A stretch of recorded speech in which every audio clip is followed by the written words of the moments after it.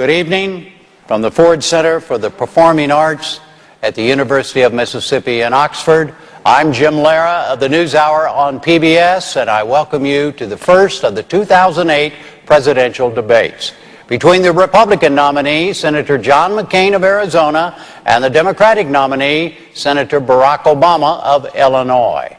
The Commission on Presidential Debates is the sponsor of this event and the three other presidential and vice presidential debates coming in October. Tonight's will primarily be about foreign policy and national security, which by definition includes the global financial crisis. It will be divided roughly into 9-minute segments. Direct exchanges between the candidates and moderator follow-ups are permitted after each candidate has 2 minutes to answer the lead question in an order determined by a coin toss. The specific subjects and questions were chosen by me. They have not been shared or cleared with anyone. The audience here in the hall has promised to remain silent. No cheers, no applause, no noise of any kind, except right now as we welcome Senators Obama and McCain.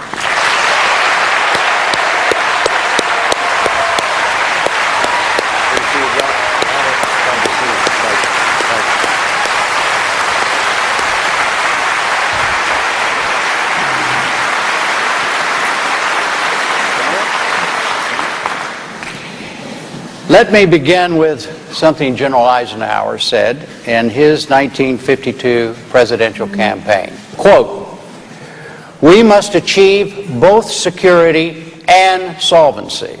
In fact, the foundation of military strength is economic strength," end quote.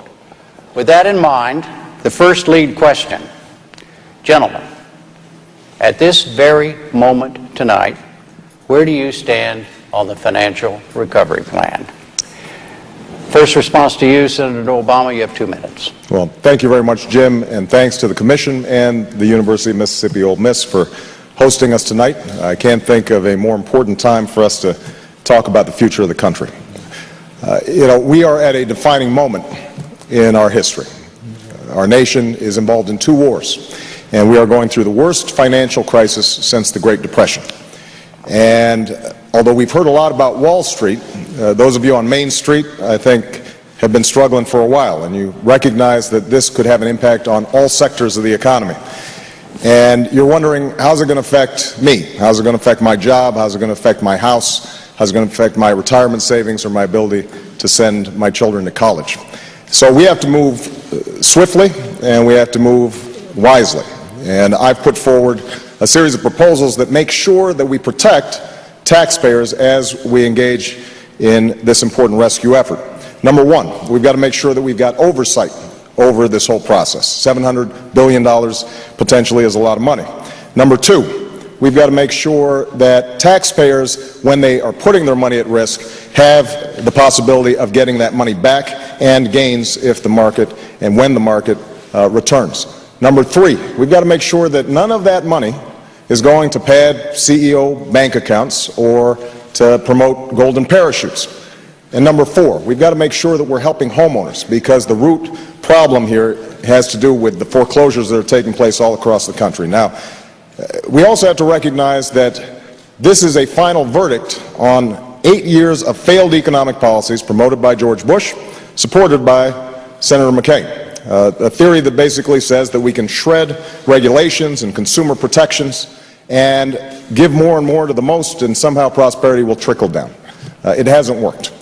And I think that the fundamentals of the economy have to be measured by whether or not the middle class is getting a fair shake. That's why I'm running for president, and that's what I hope we're going to be talking about tonight.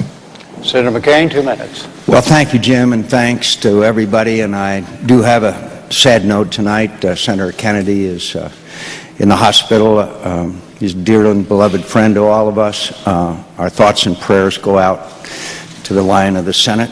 I also want to thank the University of Mississippi for hosting us tonight. And Jim, I've been not feeling too great about a lot of things lately, so have a lot of Americans who are facing challenges. But I'm feeling a little better tonight, and I'll tell you why.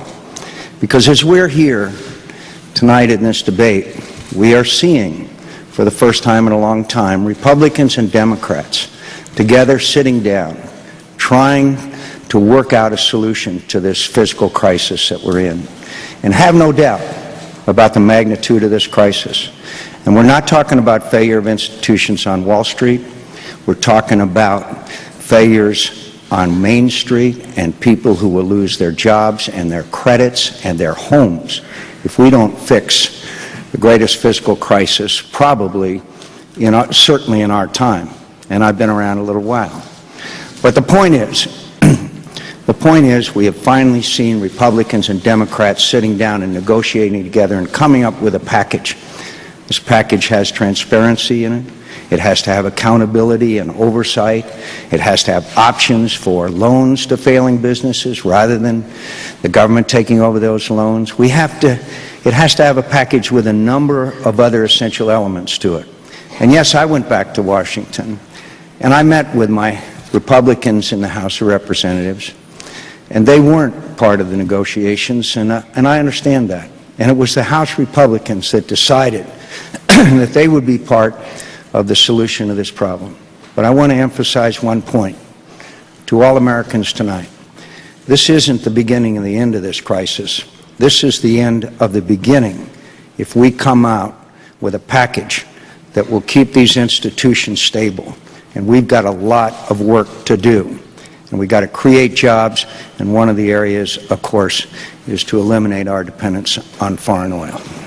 All right, let's go back to my question, how you all stand on the recovery plan, and talk to each other about it. We got 5 minutes. We can negotiate a deal right here. But, I mean, do you favor this plan, Senator Obama? And you, Senator McCain, are you in favor of this plan? We haven't seen the language yet. And I do think that there's constructive work being done out there. So for the viewers who are watching, I am optimistic about the capacity of us to come together with a plan.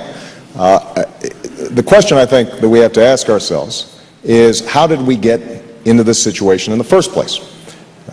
2 years ago, I warned that because of the subprime lending mess, because of the lax regulation, that we were potentially going to have a problem, and tried to stop some of the abuses and mortgages that were taking place at the time. Last year, I wrote to the Secretary of the Treasury to make sure that he understood the magnitude of this problem and to call on him to bring all the stakeholders together to try to deal with it. So the question I think that we've got to ask ourselves is, yes, we've got to solve this problem short term, and we are going to have to intervene. There's no doubt about that. But we're also going to have to look at how is it that we shredded so many regulations. We did not set up a 21st century regulatory framework to deal with these problems. And that, in part, has to do with an economic philosophy that says that regulation is always bad. Are you going to vote for the plan, Senator McCain? I hope so. And as the United States Senator, you're going to vote for the plan? Sure, but let me point out, I also warned about Fannie Mae and Freddie Mac, and warned about corporate greed and excess and CEO pay and all that.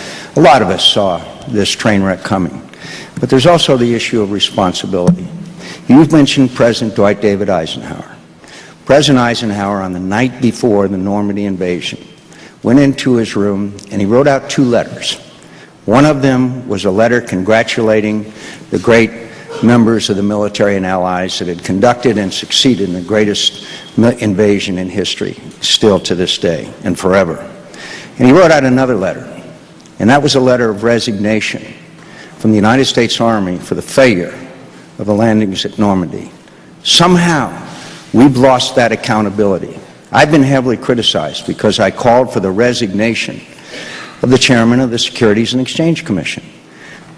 We've got to start also holding people accountable, and we've got to reward people who succeed. But somehow in Washington today, and I'm afraid on Wall Street, greed is rewarded, excess